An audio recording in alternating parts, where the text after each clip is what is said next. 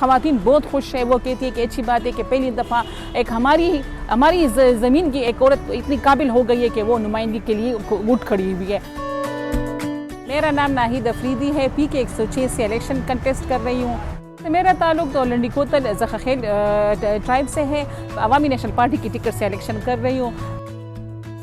جب میں نے شروع میں یہ الیکشن کمپین شروع کی تو لوگوں نے کافی اعتراض کیا، اس لیے کہ یہ فرسٹ ٹائم کوئی عورت اوپن سپیس میں آ رہی تھی اور اوپن یہ کمپین چلا رہی تھی۔ جیسے کہ میرے پوسٹر پر یہ تصویر جو تھی وہ پبلکلی ہم نے بازاروں میں لگائی تو ہم نے اسٹیٹس کو چیلنج کر دیا۔